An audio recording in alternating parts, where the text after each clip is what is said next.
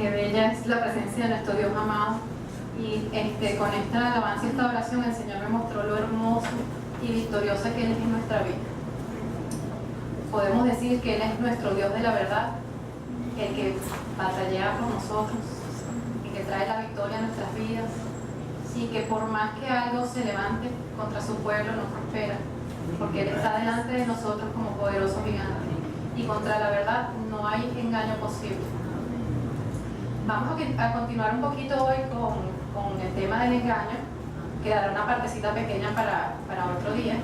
Y vamos a abrir nuestras Biblias en Génesis 25, pero antes voy a hablar unas cositas antes, pero vayan abriendo la Biblia. Y vamos a brincar luego a Génesis 27. Nosotros voy a hacer un resumencito pequeñito de unos puntos que vimos la vez pasada, el domingo pasado, sobre el engaño, para que nos recordemos. El engaño se trabaja en varios puntos. Primero, el enemigo trabaja, primero tiene que existir una verdad para que haya una mentira. Entonces, primero está la verdad, luego viene la mentira. Y no es, si una persona está en mentira, llega al engaño. ¿Cómo viene la mentira? Por ignorancia, desconocimiento, por la duda que trae el enemigo de la palabra de Dios, sembrada, que la puede arrebatar. Y viene también, cuando viene contra la palabra de Dios, caemos nosotros en pecado. Luego vienen las consecuencias del pecado que el enemigo quiere robar en nuestro entendimiento para que nosotros continuemos en el pecado y en el engaño. ¿Cómo trabaja el enemigo en todo esto? Trabaja, como dijimos, con la duda, con el razonamiento humano, con el razonamiento y argumentando el pecado, y entonces trabaja con las verdades y las medias verdades. Ya con este resumen, para que nos acordemos de lo que hablamos la semana pasada, vamos a anexar unos detalles. Vámonos primero a 2 Corintios 10:15, perdón, 10:5. Derribando argumentos y toda altivez que se levanta contra el conocimiento de Dios y llevando cautivo todo pensamiento a la obediencia a Cristo. Esto lo hemos escuchado muchas veces. Terminamos la semana pasada con los argumentos. Entonces, ¿qué nos dice la palabra? Que la verdad, tenemos que derribar y no permitir que esos argumentos nos quiten la fortaleza para ponernos firmes contra los engaños de nosotros mismos, en nuestra naturaleza pecaminosa, y echarlos fuera. Y todo pensamiento, porque el engaño trabaja en la mente antes del en el corazón. Todo pensamiento que venga a nuestra mente, que pretenda hacer un cambio de la palabra de Dios, arrebatar la palabra de Dios, arrebatar lo que Dios nos ha hablado, llevémonos, apenas llega a la mente, cautivo a los pensamientos de Dios. ¿Cómo lo podemos llevar cautivo? A través de la palabra, orando, adorando al Señor, y ponemos todo delante de Dios. Antes de tomar una decisión de acuerdo a nuestros pensamientos, ponemos todo delante del Señor. Una de las cosas que el enemigo nos hace, nos tenta, porque quienes decidimos hacerlo somos nosotros, es desobedecer la palabra de Dios. Dios nos da la palabra a través de su palabra en la Biblia, nos habla audible, el Espíritu Santo nos da entendimiento, y nosotros decidimos si desobedecer o no desobedecer. A Eva el enemigo no le puso el fruto en la boca y le dijo muérdelo, muérdelo. Tuvo ella que decidir comer del fruto. Entonces nadie puede decir fui engañado. O sea, todo aquel que ha sido engañado por el enemigo o por alguna persona, hay una semilla en el corazón en la cual decidió permitir, como hablamos al principio, que tiene que haber una decisión del interlocutor, el que recibe el engaño o el que va a engañar, para que esto se dé, esta acción del engaño o la mentira se dé. Vamos para Juan 8:44.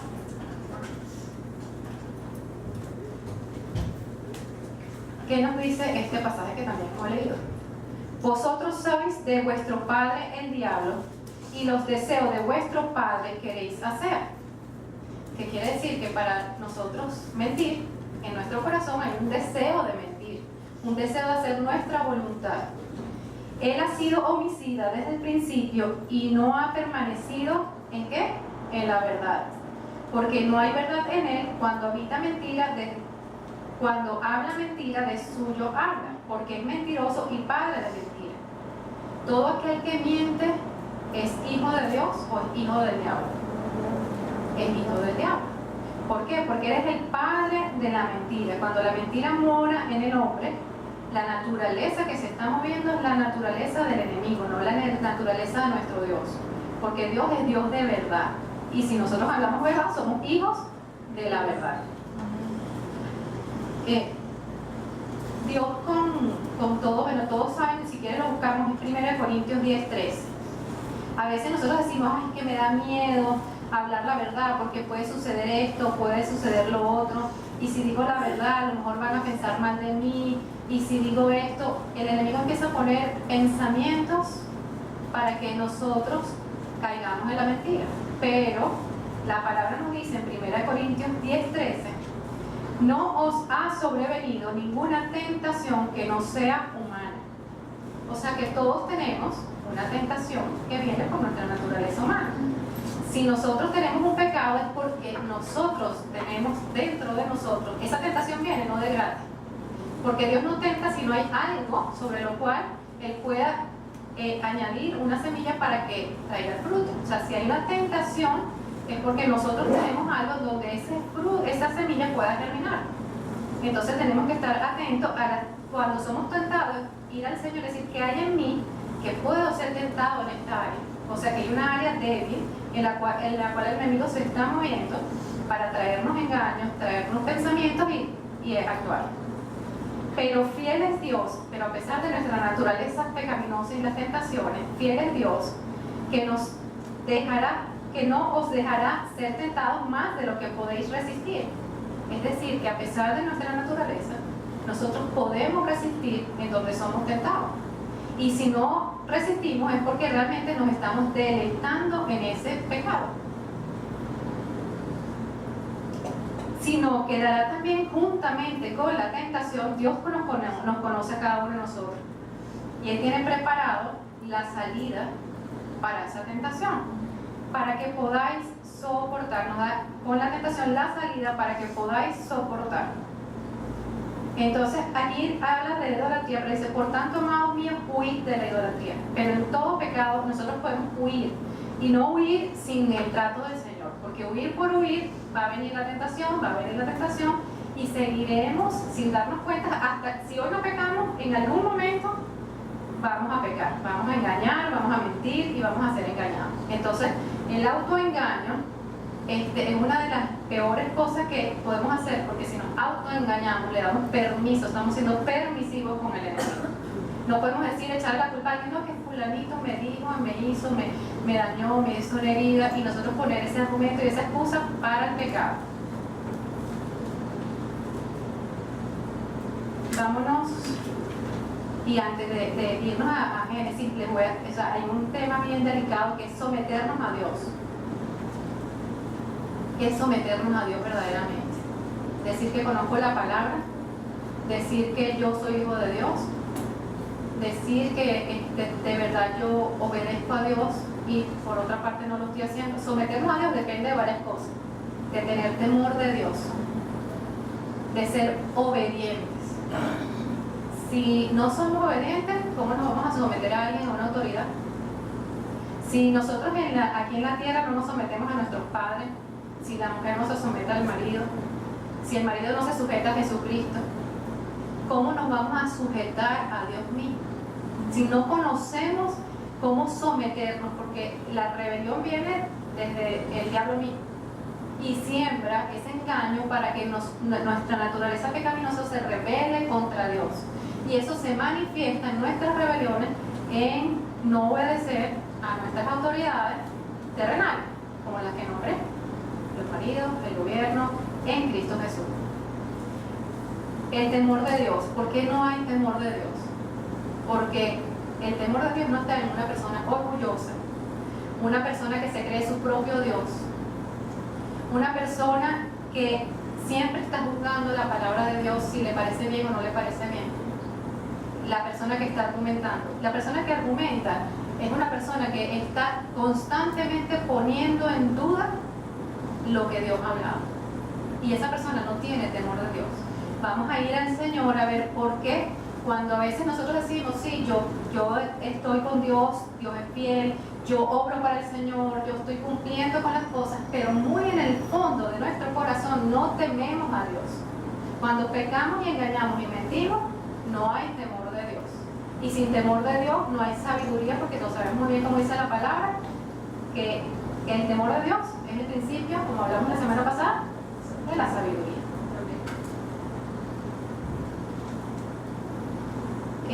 Vámonos entonces a Génesis 25.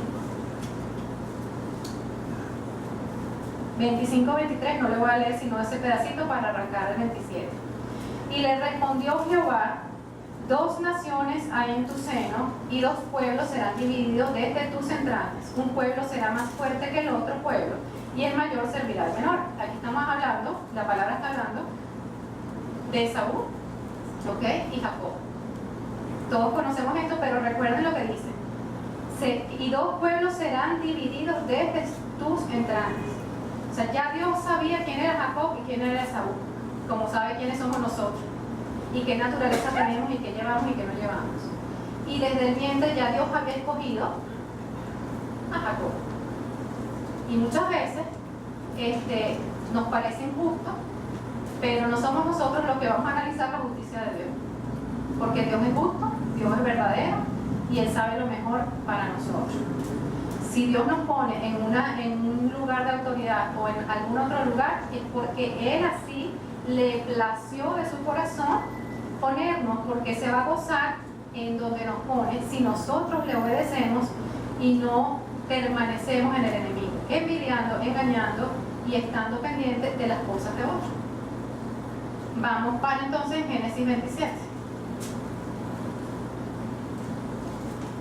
Ustedes saben la historia de Jacob, ¿verdad? Queda embarazada. ¿Qué pasa cuando ella queda embarazada? Ella sí, pero lo voy a leer para que podamos realmente tomar la palabra, ¿no? Vamos desde Génesis 27:1. Aconteció que cuando Isaac envejeció y sus ojos se oscurecieron, quedando sin vista, llamó a Esaú, su hijo mayor, y le dijo: hijito mío. Y él respondió: heme aquí. ¿Cuántas veces Dios nos dice heme aquí? ¿Con qué corazón me estamos yendo al Padre? Y él dijo: he aquí, yo soy viejo, no sé el día de mi muerte. Toma pues ahora tus armas, tu aljaba y tu arco, y sal al campo y tráeme casa. Y hazme un guisado como a mí me gusta, y tráemelo, y comeré para que yo te bendiga antes que muera. Y Rebeca estaba oyendo cuando hablaba Isaac a Esaú, su hijo. Y se fue Esaú al campo para buscar la casa que había de traer. Entonces Rebeca habló a Jacob, su hijo, diciendo: he aquí, yo he oído a tu padre que hablaba con Esaú, tu hermano, diciendo. Rebeca sabía el corazón de Jacob, el amor que le tenía a Esaú. Y realmente quien era más hábil para hacer este tipo de comidas era Jacob, y Esaú se iba a tardar más.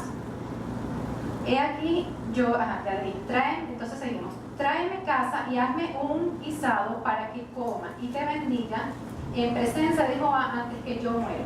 Ahora pues, hijo mío, obedece a mi voz en lo que te mando. Ve ahora al ganado y tráeme de allí 2 buenos cabritos de las cabras, y haré de ellos vianda para tu padre, como a él le gusta. Y tú las llevarás a tu padre y comerá, para que él te bendiga antes de su muerte. Y Jacob dijo a Rebeca, su madre: he aquí, Esaú mi hermano es hombre velloso y yo lampiño. Quizá me palpará mi padre y me tendrá por burlador, y traeré sobre mí maldición y no bendición. Voy a parar aquí. Ya el enemigo había entrado en Rebeca, en el corazón de Rebeca. ¿Por qué? Porque Dios ya había sembrado una palabra en su vida diciendo que Jacob, como vimos en el 25, serviría a Esaú.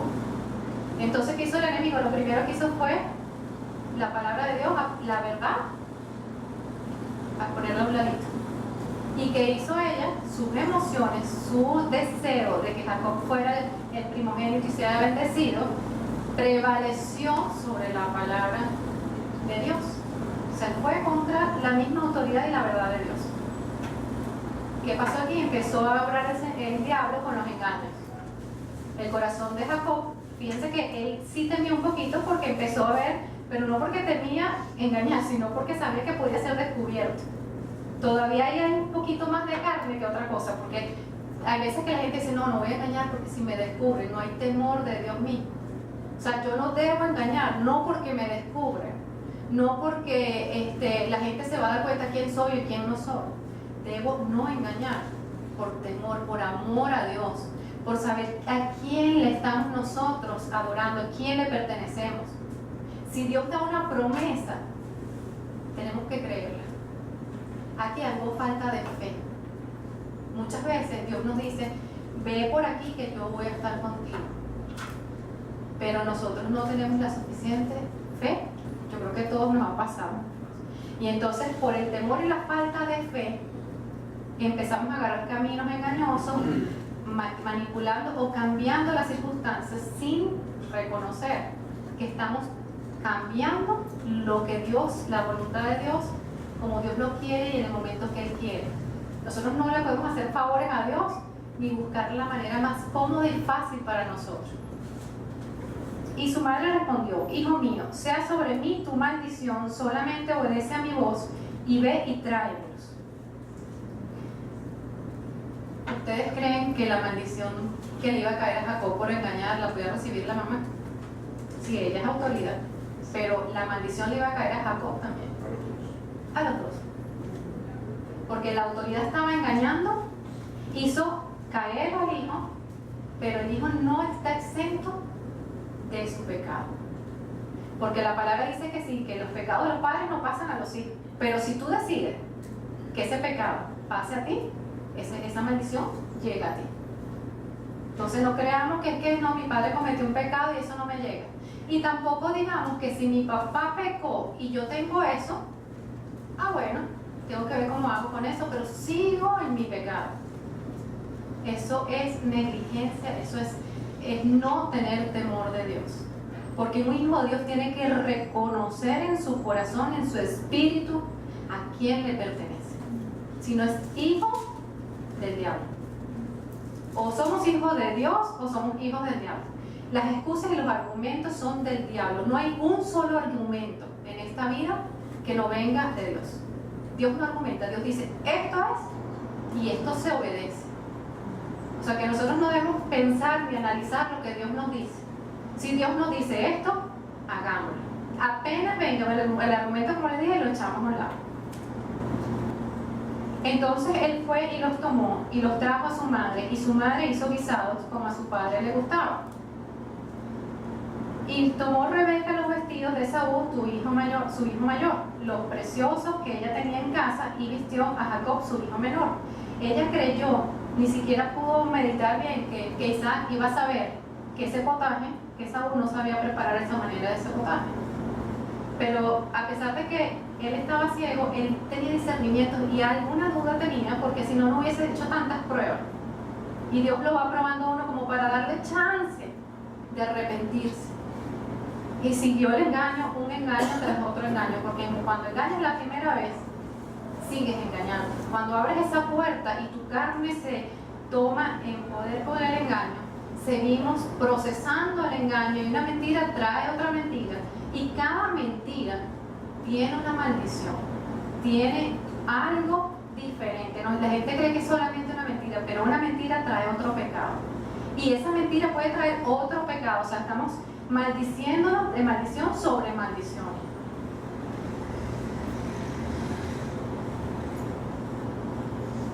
Y tomó Rebeca los vestidos de Esaú, su hijo mayor, los preciosos que ella tenía en casa, y vistió a Jacob, su hijo menor.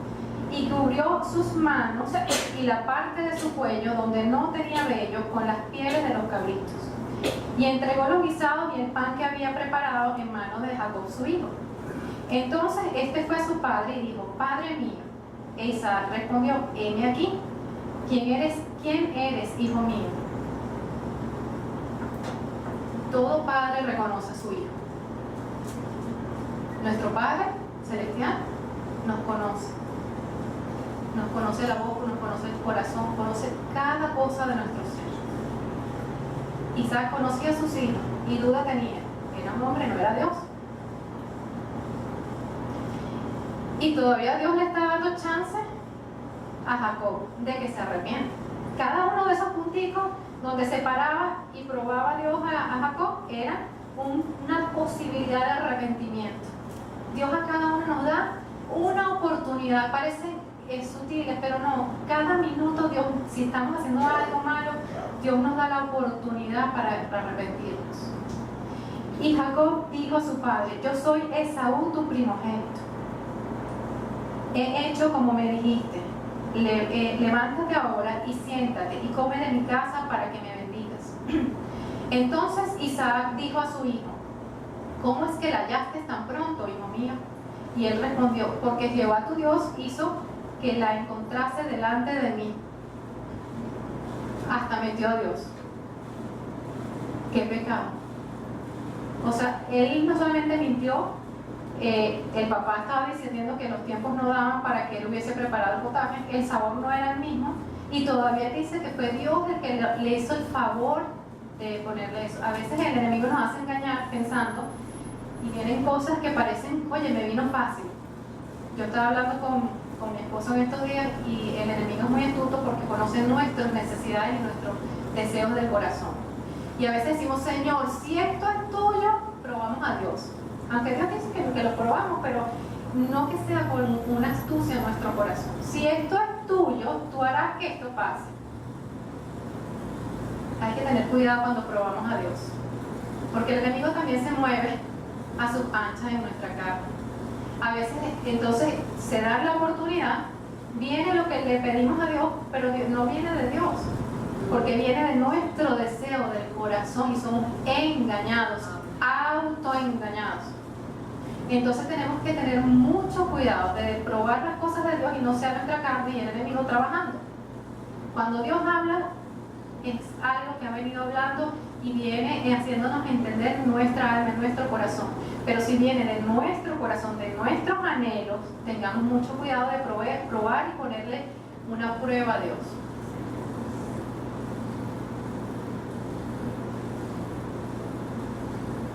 E Isaac dijo a Jacob: acércate ahora y te palparé, hijo mío, por si eres mi hijo Esaú o no. Había duda. ¿Por qué había duda? Porque había un discernimiento, había algo. Él conocía a sus hijos y había algo que lo estaba angustiando. Cuando algo nos angustia, pongamos las cosas delante de Dios. No tomemos decisiones ni acciones, por más verdaderas que se nos presenten a los ojos. Porque Dios, el diablo se viste como ángel de luz, nos trae, conoce nuestro corazón. Y se acercó Jacob a su padre Isaac, quien le palpó y dijo: la voz es la voz de Jacob, pero las manos de Esaú. Y no le conoció porque sus manos eran vellosas como las manos de Esaú, y le bendijo. Y dijo: ¿eres tú mi hijo Esaú? Él todavía insiste. Dios todavía insiste en que nos arrepintamos. O sea, ¿cuántas veces hemos visto aquí que Dios le dio oportunidad a Jacob? Dijo también: acércamela y comeré de la casa de mi hijo para que yo te bendiga. Y Jacob se le acercó, e Isaac comió, le trajo también vino y bebió. Y le dijo a Isaac su padre: acércate ahora y bésame, hijo mío. Y Jacob se acercó y le besó, y oyó Isaac el olor de su vestido, y le bendijo diciendo: mira el olor de mi hijo como el olor del campo que Jehová ha bendecido. Dios pues te dé del rocío del cielo y de las grosuras de la tierra y abundancia de trigo y de mosto. Sírvante pueblos y las naciones se inclinen a ti. Sé señor de tus hermanos y se inclinen ante ti los hijos de tu madre. Malditos los que te maldijeren y benditos los que te bendijeren. Y aconteció luego que Isaac acabó de bendecir a Jacob, y apenas había salido Jacob de delante de Isaac su padre, que Esaú su hermano volvió de cazar. E hizo él también guisados y trajo a su padre, y le dijo: levántese mi padre y coma de la casa de su hijo, para que me bendiga. Entonces Isaac su padre le dijo: ¿quién eres tú? Y él le dijo: yo soy tu hijo, tu primogénito Esaú. Y se estremeció Isaac grandemente y dijo: ¿quién es el que vino aquí, que trajo casa y me dio y comí de todo antes que tú vinieses? Yo le bendije y será bendito. Cuando Esaú oyó las palabras de su padre, clamó con una muy grande y muy amarga exclamación, y le dijo: bendíceme también a mí, Padre mío. Y él dijo, vino tu hermano con engaño y tomó tu bendición. Voy a parar aquí. Cuando nosotros engañamos a otra persona, también le traemos tristeza al corazón a las demás personas. Cuando nosotros pecamos contra otras personas, estamos pecando contra Dios mismo. Si nosotros no tenemos temor de Dios, menos vamos a tener temor de dañar a otras personas. Por eso es tan importante tener temor de Dios, porque cuando nosotros no tenemos a Dios en donde tiene que estar, no nos importa el resto de las personas, porque nos estamos endiosando a nosotros mismos. El que no tiene temor de Dios es Dios de sí mismo. Es imposible decir que tiene un Dios y no tiene temor de Dios. Entonces, si no tengo temor de Dios, tengo que pedirle perdón a Dios por una idolatría de mí mismo, de creerme Dios, de creer que yo soy el que puedo. Vámonos a Hebreos 12, 16, 17. No sea que haya algún fornicario o profano como Esaú. Hay muchas personas que creen que profano solamente es profanar. Eso para el Antiguo Testamento cuando profanas contra una divinidad. Pero la persona que también profana es que no tiene temor de hacer algo malo. Y aquí lo dice claramente, no sea que haya algún fornicario o profano como Esaú, que por una sola comida vendió su primogenitura. La persona que es profana no tiene esa reverencia. Esaú vendió porque era primero su carne que Dios mismo. Su deseo, su anhelo, su corazón. ¿Cuándo una persona puede ser profana? Cuando no tiene a Dios en su corazón y entonces hace cosas en contra de Dios mismo. Esta es una persona profana porque es la divinidad de Dios, la autoridad de Dios. Por eso Dios lo llama profano. Porque uno dice, bueno, pero a lo mejor por ignorancia, porque tenía hambre. No, porque si tú decides por tu carne, por tu necesidad, Dios no está de primero en tu vida. Entonces profanas lo que Dios ha hablado, lo que Dios dice en toda su palabra. Hay que tenerle mucho cuidado. Vámonos ahora a Gálatas 6:3. Porque el que se cree ser algo no siendo nada, a sí mismo se engaña. Vamos al 7. No os engañéis, Dios no puede ser burlado, pues todo lo que el hombre sembrare, eso también segará. Porque el que siembra para su carne, de la carne segará corrupción, mas el que siembra para el espíritu, del espíritu segará vida eterna. Esaú hacia dónde sembró para su carne. Él decidió entre su carne y el espíritu. Cuando nosotros decidimos por nuestra carne, nos apartamos del espíritu de la verdad. Porque no puede haber nuestros deseos de la carne y el Espíritu Santo trabajando al mismo tiempo. Somos templo de un solo espíritu, del Espíritu Santo. El cristiano tiene el Espíritu Santo consigo, pero la carne, la naturaleza pecaminosa, hace que el Espíritu Santo se contrite y lo apartamos. Y entonces no estamos decidiendo sino por el engaño, por la mentira, por el autoengaño, por los anhelos, por todo lo que nosotros tenemos en el corazón. Entonces, Jacob, no hay excusa para el engaño, pero realmente Jacob quería las cosas de Dios. Esaú, ¿qué quería? Lo que él anhelaba en su corazón, su trabajo. Él pretendía, quizás, no lo dice la Biblia, pero si él decidió vender su primogenitura y después viene más adelante a pedirle al Padre que también lo bendiga a él como que creía que podía manipular un poquito también las cosas de Dios.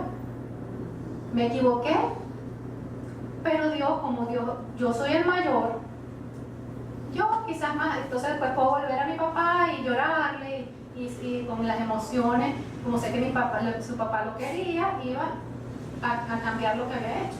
Pero Isaac había dado una palabra y sabía que tenía que cumplir su palabra, a pesar del amor que le tenía a Esaú.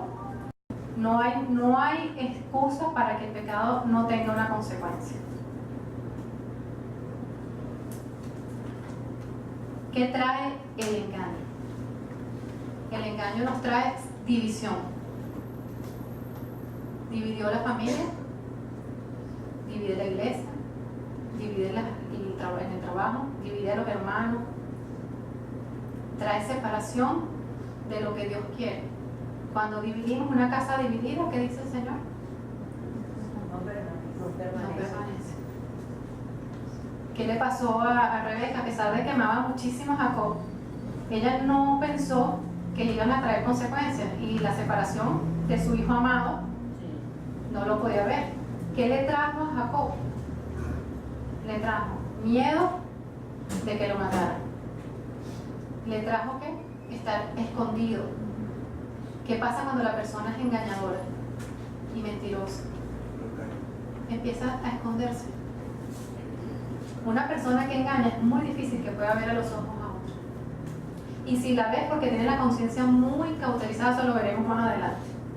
Porque hay personas que engañan y están autoengañadas y su conciencia está tan cauterizada que es capaz de ver a los ojos a las personas a pesar de que está engañando. Y personas que engañan dicen, confiesan la verdad, pero no les importa. Porque hay personas que se callan porque todavía queda en ellas es la conciencia del bien y el mal. Pero hay otras que no confiesan, dicen, ay, ya yo cumplí con la palabra de Dios que dice confesar mi pecado. Eso es lo que hace el enemigo también. Usas las verdades, pero continúas en el pecado y en el engaño. Por eso es que siempre la verdad el diablo la utiliza, dependiendo del corazón, de la conciencia, de la mente del que está siendo trabajado con el engaño. Pero siempre trabaja con la verdad. Vámonos a Hechos 5.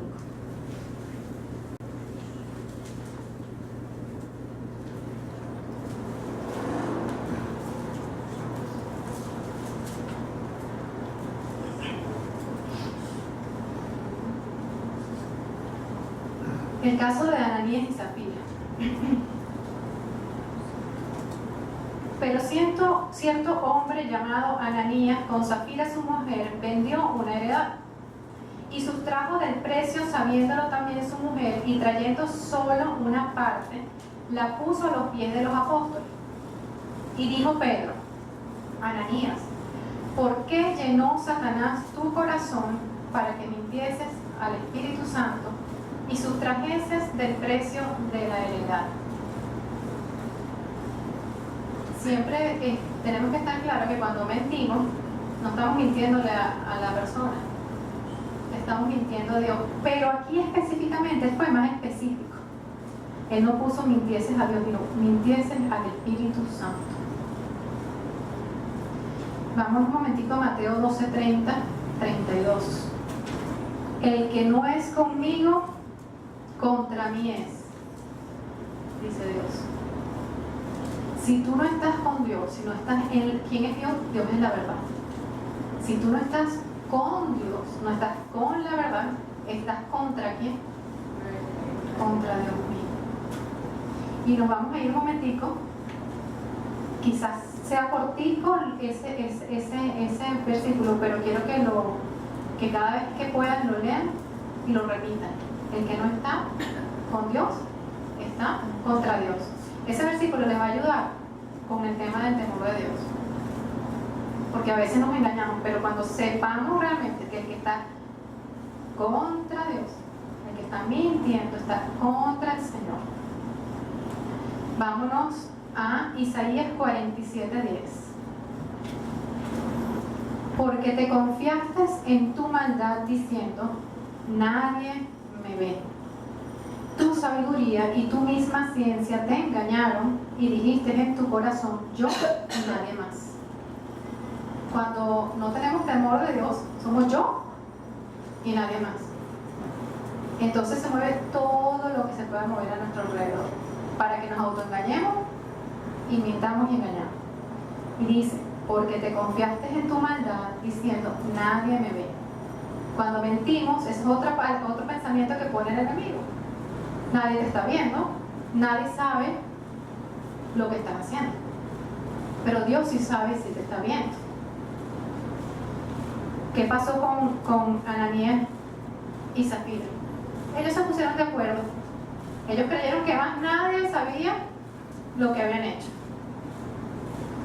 Pero sí, Dios sí sabía. Y Dios dio a Pedro el entendimiento para saber lo que estaba pasando, porque ¿cómo Pedro iba a saber de esto? Solo Dios. O sea, quizás la circunstancia pareciera que nadie se enteró. Cuando menos lo creemos, sale la luz, porque Dios no va a dejar nunca algo escondido. Y seguimos leyendo en Hechos 5. Y dijo Pedro a Ananías, ¿qué pasó aquí? Dios usó a Pedro para confrontar a Ananías, para que se arrepintiera. ¿Por qué llenó Satanás tu corazón para que mintieses al Espíritu Santo y sustrajeses del precio de la heredad? ¿Qué dice la palabra de Dios? Que el pecado contra el Espíritu Santo no es perdonado, ¿verdad?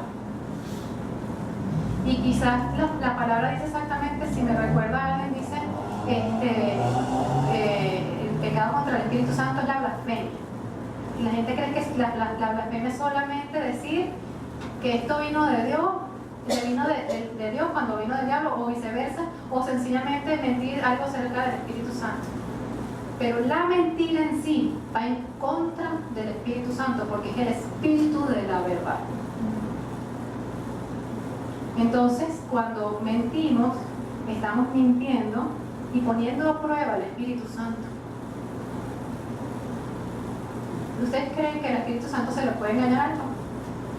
Entonces, esta consecuencia los llevó a la muerte. ¿Qué pasó con ellos? Ellos tenían en su corazón, ¿cuál fue el origen de ese engaño? Tenían en su corazón el deseo del dinero. Por eso, o sea, me van a disculpar si hablo de los diezmos y las ofrendas, pero cuando nosotros, Dios nos da y nos bendice, tenemos que tener cuidado con los diezmos y las ofrendas, sobre todo con los diezmos. ¿Por qué? Porque a Dios no se le engaña. Y si nosotros estamos dejando de darle a Dios lo que le pertenece, estamos robando a Dios. Nos mentimos a nosotros mismos y le estamos robando a Dios mismo. Entonces tenemos que tener cuidado cuando nosotros tenemos que dar unas ofrendas, unos diezmos que Dios te dice, tienes que hacerlo, y no lo hagamos. Reteniéndola no se te quedaba a ti, y vendida no estaba en tu poder. ¿Por qué pusiste esto en tu corazón? No has mentido a los hombres sino a Dios. Al oír Ananías estas palabras cayó y expiró. Cuando Ananías y Zafira mintieron, ellos pensaban que se iban a pasar como muy buenos religiosos, dadores, que estaban siendo igual que los demás, que estaban dando de lo suyo para los demás, pensando que con un poquito que dieran se quedaban con el otro resto, nadie se iba a dar cuenta y iban a quedar como muy buenas personas. Muchos de nosotros creemos que podemos engañar a nuestros familiares y vernos que somos muy buenos, muy espirituales, muy religiosos, muy piadosos, pero a la verdad no estamos de corazón siendo sinceros. Entonces tenemos que tener cuidado cómo nuestro corazón nos engaña a nosotros mismos y caemos en el pecado. Fíjense cómo los pecados traen maldiciones de otros pecados, mentimos, robamos, lo que fornicamos, hacemos que otra persona peque y caiga en el mismo pecado, porque Dios dice, cuidado del que haga caer a otro. Si por mi engaño cae a otro, o sea, lo que es como una doble responsabilidad ante Dios mismo. Porque si nosotros le decimos a una persona, Dios me dijo esto, y Dios no ha dicho eso, estamos pecando contra el Espíritu Santo, contra Dios, y la persona está cayendo en un error, en un engaño. Y para terminar, le voy a ir a 1 Samuel 15. Yo cuando esta mañana la pastora me llamó, estaba orando al Señor, y el Señor me recordó a mi papá. Y yo les voy a dar este testimonio. Me va a permitir darle un testimonio de mi propia vida. mi papá fue una persona emocionalmente débil. Mi papá tomaba y mi papá tuvo un primer matrimonio. Y esto también les voy a exhortar a los jóvenes de cuidado que el enemigo trabaja con los engaños sutiles, con el amor, las pasiones juveniles. ¿Por qué? Porque mi papá, cuando se casa por primera vez, se casa porque él quedó embarazada su primera mujer. El primer pecado fue tener relaciones antes del matrimonio. Y esa es otra de las cosas que traen engaños, no estar en orden con Dios. Tenemos que estar en el orden de Dios en toda cosa, obedeciendo su palabra totalmente. ¿Qué pasa con mi papá? Mi papá se casa, ocurrieron cosas que terminaron en que la mujer lo engañó a él con el psiquiatra, porque la mujer tuvo un problema en el embarazo, que es un síndrome que le da a las mujeres, que pierden la razón, y bueno, se enamora del psiquiatra. Parece una novela, pero se la voy a dar porque es importante. Se enamora del psiquiatra, ella engaña a mi papá, y mi papá se sumió en una depresión, en una tristeza. Por eso es que el engaño destruye no solamente al que engaña, sino al que es engañado. Entonces tenemos que tener cuidado con lo que trae el engaño. Entonces mi papá, ¿qué pasa? Mi papá se recupera, conoce a mi mamá, se casa con mi mamá, pasan no sé cuántos años de casado y terminó mi papá convirtiéndose en lo que no perdonó, el engaño a mi mamá. Entonces es peligroso el no perdonar, porque el engaño también viene muchas veces por no perdonar alguna herida. Yo después que hable de esto, bueno, se lo voy a hablar ahorita, después le comentamos esto. Porque el enemigo trabaja el descontento en el ser humano. Porque es tanto lo que anhelamos satisfacer nuestras emociones, que el descontento es una de las armas que el enemigo usa para que nosotros engañemos o ser engañados. Vámonos un momentico antes a 1 Timoteo 6:6, que dice: pero gran ganancia es la piedad acompañada del contentamiento. Y voy a dar un concepto de contentamiento. Es una actitud interior que permanece satisfecha y correcta sin importar lo que traigan consigo las situaciones externas. Lo voy a repetir. Es una actitud interior que permanece satisfecha y correcta sin importar lo que traiga consigo las situaciones externas. Muchas veces buscamos el contentamiento sin importar cómo. Pero el contentamiento que Dios nos habla aquí es el contentamiento en Dios, no el contentamiento en la carne. ¿Ok? Y dice, este contentamiento no es recogido de los recursos de nuestra naturaleza, sino que es aprendido por las correctas respuestas a las situaciones en la vida. Mucha gente que está descontento con su vida decide, aunque sea cristiano, porque el que seamos cristianos no significa que estamos sanos, que nosotros busquemos nuestra alegría en las cosas de la carne. Entonces Dios nos llama y nos alerta que es importante el contentamiento en nuestro Dios, que sea suficiente su amor para que ninguna otra cosa del mundo nos pueda atraer. Si nosotros queremos ser parte del mundo, es porque no tenemos contentamiento en Dios mismo. ¿Por qué no tenemos contentamiento? Porque no permanecemos en la presencia de Dios. Porque el que está en la presencia de Dios está satisfecho. Entonces, si no permanecemos en la presencia de Dios, si estamos haciendo lo incorrecto, es porque no estamos contentos con lo que Dios nos está dando. Y esa es otra de las artimañas del enemigo, decir, pero es que Dios no te da esto, Dios es malo. Hay otro punto que te dice, es que Dios ha sido demasiado fuerte conmigo. ¿Ustedes creen que Dios es suficientemente fuerte con nosotros? Yo creo que si Él fuera fuerte con nosotros, ya estuviéramos, pero en el infierno. No estuviéramos aquí con la oportunidad de arrepentirnos. Entonces, si hay una prueba muy dura en nuestras vidas, es que Dios sabe que lo necesitamos. No nos dejemos engañar por el enemigo. Es que porque el diablo me ha atacado demasiado duro. Mentira, es porque lo necesitamos. La dureza de la prueba, de lo que Dios permite en nuestras vidas, es necesario.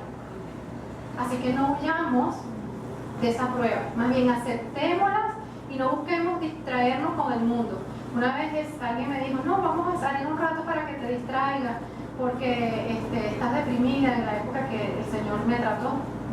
¿Ustedes creen que distraerme me iba a quitar la depresión? No, si no sale de raíz, el diablo no iba a salir de mi vida.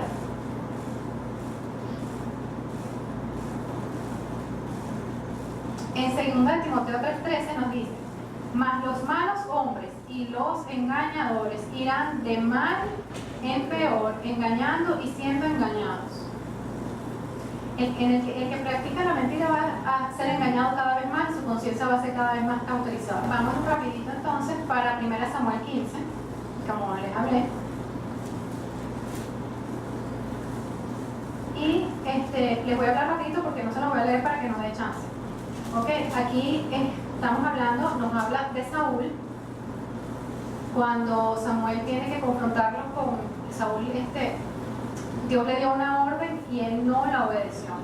Pero vamos a empezar a leer un poquito. Después Samuel dijo a Saúl, Jehová me envió a que te ungiese por rey sobre su pueblo, Israel. Ahora pues, está atento a la palabra de Jehová. Así ha dicho Jehová de los ejércitos. Cuando nos dice que estemos atentos a la palabra de Jehová, no es que la conozcamos. Atento es que permanezca en nuestra mente. Así ha dicho Jehová de los ejércitos, yo castigaré lo que hizo Amalek a Israel al oponerse en el camino cuando subía de Egipto. ¿Por qué Amalek hizo lo malo delante de Dios? Porque él se aprovechó de la debilidad del pueblo de Israel en aquel entonces y quiso destruirlo. ¿Qué hace el diablo? Que es lo que hablamos en la clase pasada, que busca los puntos débiles. Por eso es que es importante saber que en nuestra vida lo que esté débil hay que fortalecerlo en Cristo, hay que apartar lo malo, hay que estar en sanidad constante. Igualmente en la iglesia, Dios, si hay algo débil, o sea, tiene que sustentarlo. ¿Por qué? Porque el enemigo busca lo débil para destruir. Ve pues, hiere a Amalek y destruye todo lo que tiene y no te apiades de él. Mata a hombres, mujeres, niños y aún los de pecho, vacas, ovejas, camellos y asnos. Dios le dio la orden de acabar con todo. Saúl pues convocó al pueblo y les pasó revista en Telaim 200.000 de a pie y 10.000 hombres de Judá. Y viniendo Saúl a la ciudad de Amalek, puso emboscada en el valle. Y dijo Saúl a los... No le voy a leer esto, a la final ellos van, pero Saúl no le quita la vida y se queda con el botín, pero con lo mejor. ¿Por qué él hace esto? Porque él todavía quería sus propias necesidades y con lo mejor. ¿Qué hizo el enemigo? Le engañó su mente diciendo que bueno, que desechas lo vil y agarras lo bueno. Y también le puso en la mente que eso iba a servir para hacer sacrificio a Dios mismo. Entonces, seguimos más adelante, vámonos a el 15. Y Saúl respondió de Amalek, los han traído porque el pueblo perdonó lo mejor de las ovejas y de las vacas para satisfacerlas a Jehová tu Dios, pero lo demás lo destruimos, que es lo que les estaba comentando. Empieza cuando Samuel va donde Saúl y le pregunta por qué no le hizo caso a Dios. Él empieza a argumentar lo que hemos estado hablando. Él argumenta y utiliza la verdad, pero no era lo que Dios había hablado. Se fue contra la autoridad de Dios. Entonces dijo Samuel a Saúl, déjame declararte lo que Jehová me ha dicho esta noche. Y él le respondió, di.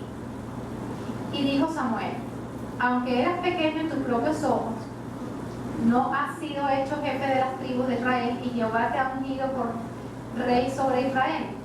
Dios lo está confrontando con su capacidad, porque él se volvió soberbio, él se creyó que podía hacer las cosas a su manera. Tú eras pequeño y Dios fue el que hizo. y tú te engañaste a ti mismo. Yo esta semana me gocé ya porque